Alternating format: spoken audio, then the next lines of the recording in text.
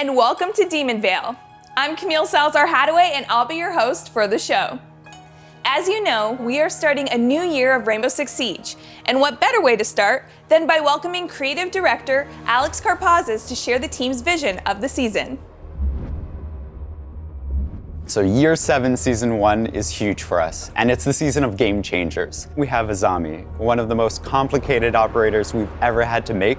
It took over a year to make her, and she brings a lot of change to the defender side, and it really speaks to the core of Rainbow Six and destruction and actually rebuilding any area in the map.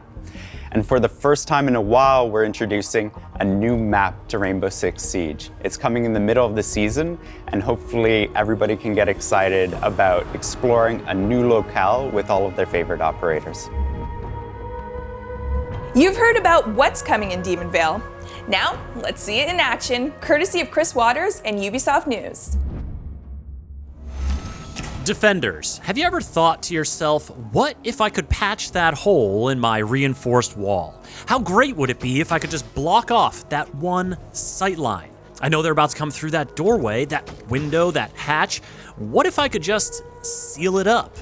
All these questions you ask yourself, Azami answers with her Kiba barriers. The Demonvale Defender is ready to reshape the battlefield, and later in the season, you'll have an entirely new place to play with her gadget with the arrival of the Emerald Plains map.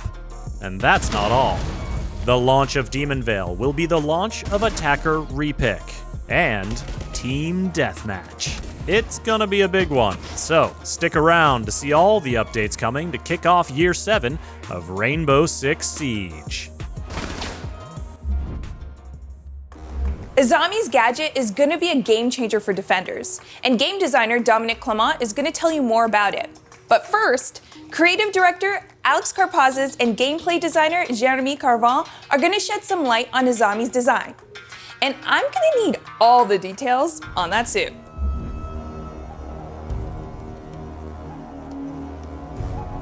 When we looked at Azami's visual identity, we actually looked towards the Japanese security police. So these are bodyguards that protect VIPs that are both domestic and international.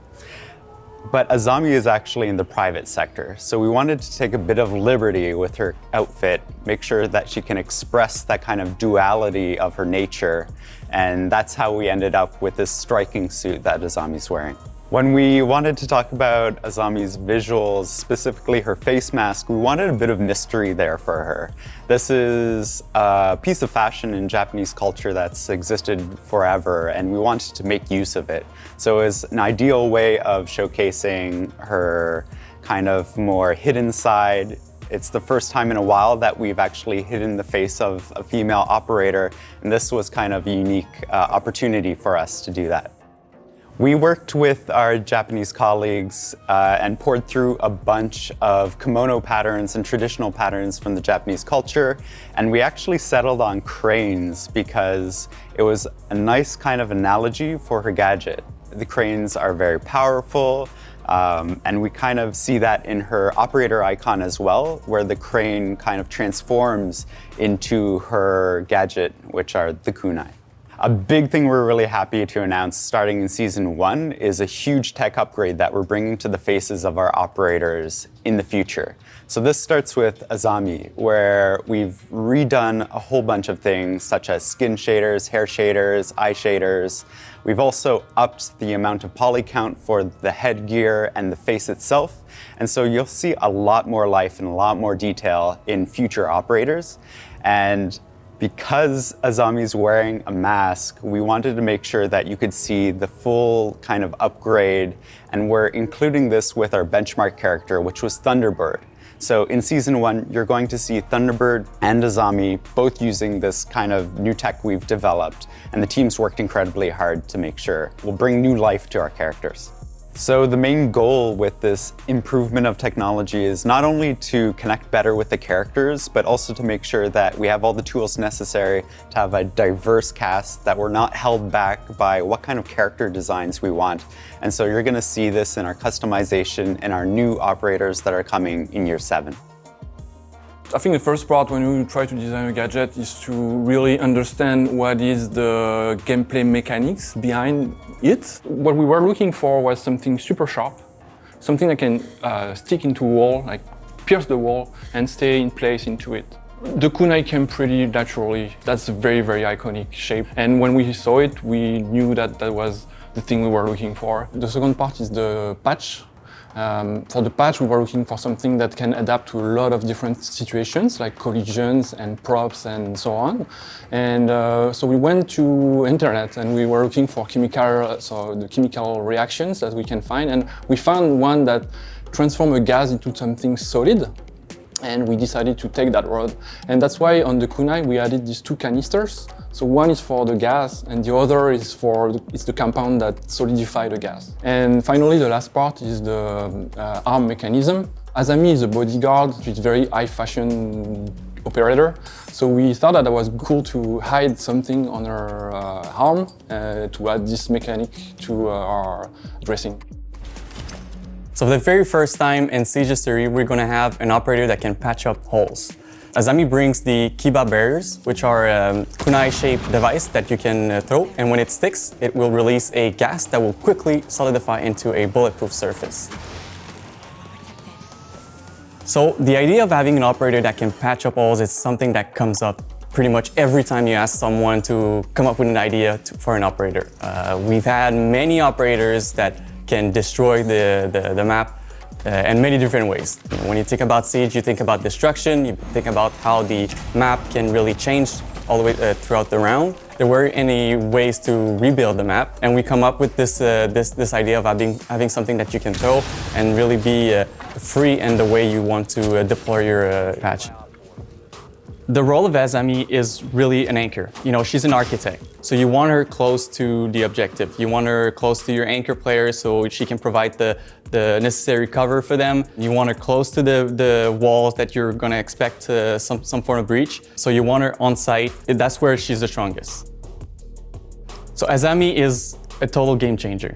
Literally. For the first time and ever, the defenders can actually protect themselves from vertical play, which is something that was never possible before. If you had a buck or a sledge right above you, making holes on the floor, you were kind of, in panic and you had to run away, you had to get out of there. There wasn't anything you could do, but now you can. Now you can throw a patch, you can throw a kiba barrier there and actually provide you with some real cover vertically, which is something that it's completely new for Siege. You can patch a ace hole, Ibana hole, anything you can think of. You can also even patch up a hatch that's been open. The possibilities are really endless, and it's really something that would completely change the game. We're sure of that.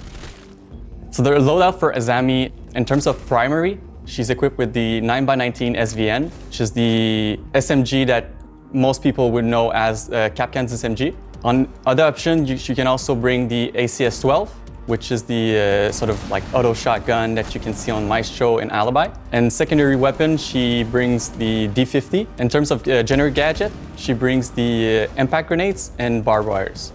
So the reason why we went for the 9x19 SVN and the ACS-12 is if you want to play Azami as more of a frag centered operator, you want to make sure that you can, get your frags. You're going to go probably with the 9x19 SVN because it's a very good SMG, good rate of fire, low recoil, good mag capacity, so it's a very good gun to frag out. But you can also go with the option of the ACS-12, which still provides you with quite a lot of damage, but it's also going to bring a good amount of destruction.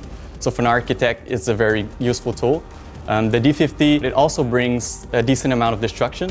So again, for an architect, it's a good thing to bring. The impact grenades, well, for someone that reshapes the map, it's kind of like a must-have. And we also gave her the barbed wires because the barbed wires are a very useful tool to reshape the flow of the attack. She works really, really well with operators like bandits because she can provide covers that weren't existing before. She can create bulletproof surfaces that can really protect a bandit that's actively trying to band trick. Considering that you can use the gadget on pretty much any surfaces, you can also use it to block drone holes. If you have a few areas on different maps like Consulate, where a garage door, you know, it's the big door that's usually a bandit trying to bandit trick, and it's a very vulnerable place, and there's a drone right next to you that's begging to have a twitch drone go through, a grenade go through, and really deal damage to your bandit. But with this gadget, you can actually block that hole, you can block the yellow stairs, and provide your bandit with plenty of cover to actively bandit trick and be relatively safe, actually. In addition, she can also work really well with Mira. With her gadget, she can actually create half reinforced wall. It's not the same as like an actual reinforced wall, but you can place it on the soft wall, so you can really create some really exciting new ways of setting your defense. Since the gadget is bulletproof, it's going to be a very good, useful tool to protect you, but you can't really rely too much on it because it's also very easy to deal with. Any explosive will destroy the gadget. It also can be destroyed by 3 melee hits if you don't have any explosives at your disposal. Your best bet to really deal with this gadget is to bring operators like Zofia, Ash. These are very useful operators that can destroy the gadget from afar with their gadget. You can also bring Flores. Flores is also a very good operator for this gadget because with one RC drone, you can destroy a whole cluster of them. And otherwise, your classic, your grenade, and again, pretty much any form of explosives will destroy them really easily. So you can rely on the gadget to protect you from bullet, but you have to be careful that it's not going to be permanently on the map. Attackers will have a relatively easy way to deal with them. So it's a temporary fixture. So many players will tell you that Velvet Shell is probably one of their favorite season. One of the reasons for this is because we introduced the Mira, which was a huge change for the meta and a huge change for the way people actually played the game. And we're kind of hoping for the same thing with Azami. She brings such a exciting and such of a creative gadget that we're really hoping to see the game kind of like switch into a completely different ways of defending and completely different ways of setting your different sites and different defense. And it's very exciting operators to introduce into the game. In addition to the new operator, Demon Veil is bringing back something I know you all are excited to see. A new map. Let's get a close look at where you'll soon be having close encounters. Here's level designer Josim El Rene.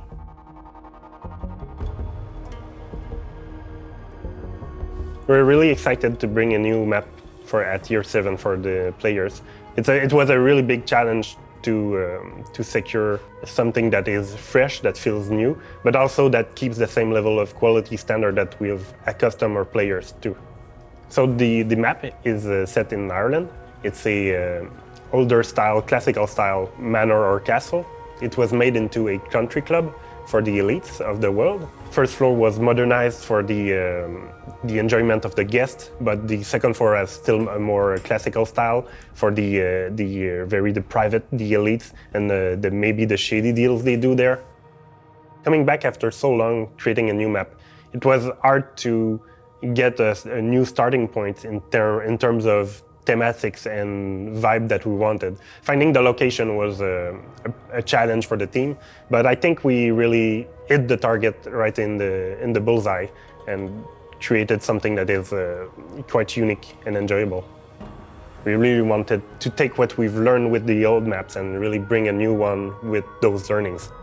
I really like when I know where I am, I know what is coming next. That's something that is really important to make a map enjoyable, is that it's easy to learn. And the faster you get to know the map, the faster you'll get enjoyment out of it. And that's what we strove for. During High Caliber, the team debuted the lab test server with Team Deathmatch and Attacker Repick. For more on how that went, welcome back Deanna Stanley and a couple of familiar faces.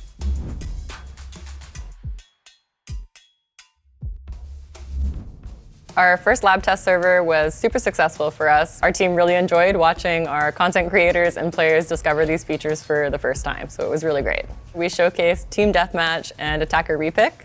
The reaction we got from the community was really positive, so we're going to be able to announce today what's coming for those two features.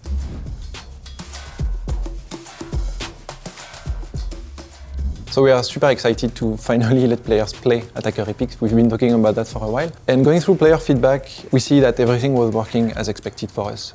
It was easy to use, the technical aspects were working as well. It's obviously a big meta change, but we'll monitor that during the live phase. We will be able to tweak anything if needed. I think it's very important to have it finally available to start the new year. And I think it will be very exciting to see how it changes the distribution and the way players play the game, especially in attack. We were happy to release the Attacker Epic in the lab TS because it's a very special environment. You don't have to test other features, and so that allowed us to have feedback like very focused on that feature. So that helped us a lot, trying to know what was working and what wasn't working in the feature. So yeah, thank you to everyone that played on the lab test server. It made a huge difference for us, gave us the confidence to be able to release that feature. We're really thankful for that.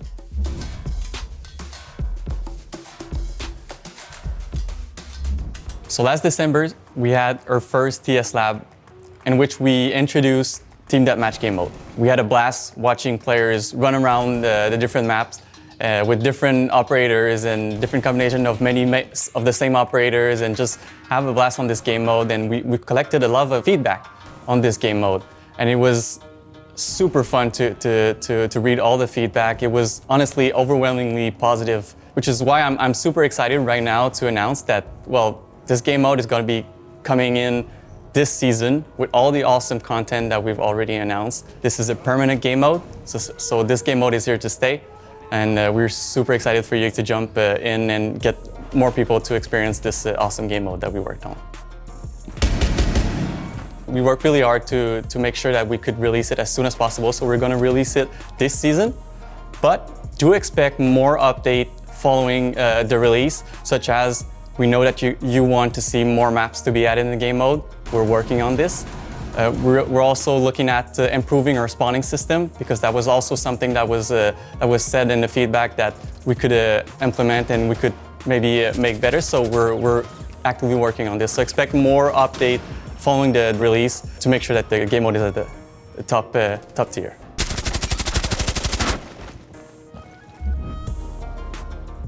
Okay, this next one is for folks who play as Goyo, or who play against Goyo. If that's you, Teresa Rico, Quality Control Lead from Ubisoft Barcelona, has some news.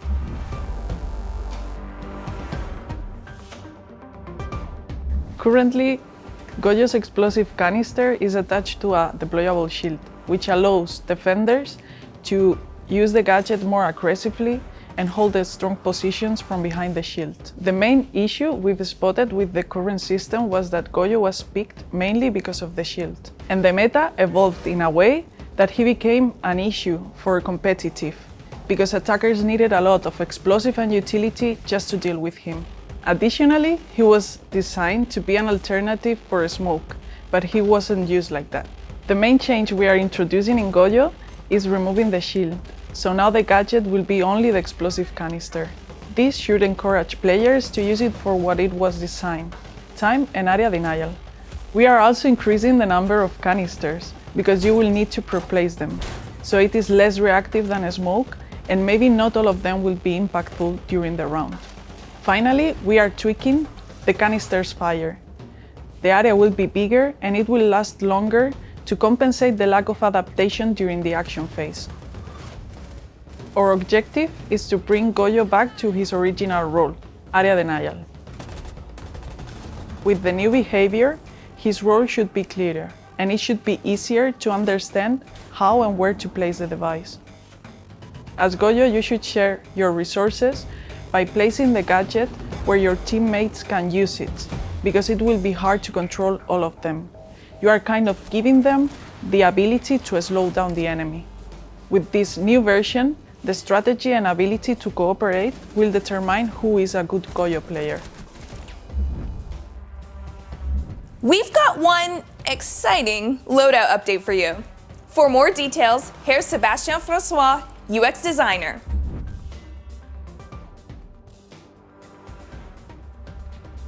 So when we released new sites and scope in year 5, season 3, we opted to to distribute them in a way that would make each operator loadout feel special and unique. But we realized that players felt frustrated that they didn't have access to all the sites on any weapon.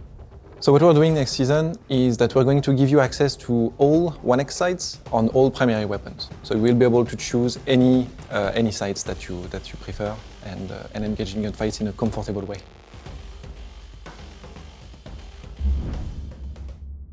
Our PC players have been using the match replay feature to analyze tactics and strategy, learn from their mistakes, and create content. And we're happy to announce that console players can now do the same. Here to introduce match replay on consoles is project manager Mihai Lakatush.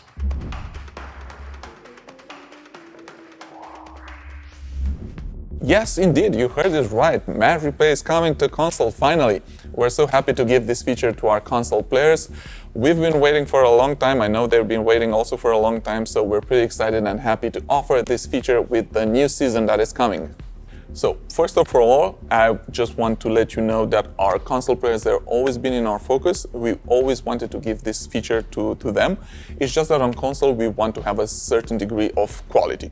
So if you remember when we first released Match Replay on PC, it was in an alpha version, meaning it was in a rough state. But since then, we improved a lot. We did a lot of optimizations and, we added new features to it. So we believe now we're in a better spot. The development was a bit tricky, just because Rainbow Six, it's a very complex game that has a lot of underlying systems like, for sounds, for visual effects, for distraction, you name it. What we're doing, we're taking each system one by one and we make sure we can record it and play it back accurately. And this will translate in taking a lot of time. So this is why there was a delay between PC and console. On console, we have some constraints when it comes to disk space compared with the PC platform. So this is why we will be able, with our first version, to guarantee you that you will have your latest 2 hours of your gameplay available. Also, we're gonna still keep the 12 replays, maximum amount of replays, but your latest 2 hours will be there. So after these 2 hours, when we reach this limit, we will start deleting your oldest replay. But be assured, your 2 hours are there to be watched and create your awesome moments. Demon Veil will also be launching with some new player protection measures, and Emmanuel Larive from the player behavior team is here to tell you more.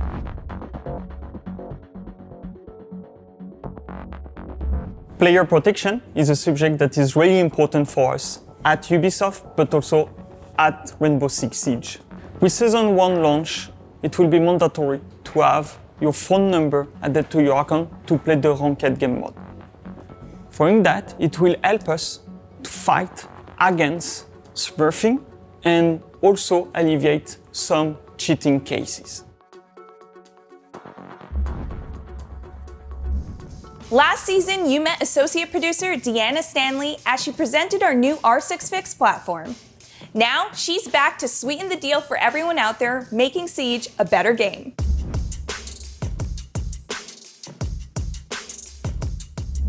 So the launch of R6 Fix 2.0 went really well for us. We saw a lot of engagement from our players. We saw a boost in tickets created, especially right at the launch. So we were super happy with how it went. So it's been super helpful for the dev team, specifically when users have been raising these issues, especially for those rare, harder to pin down issues. We're really appreciative to our community. We consider that the launch was a success.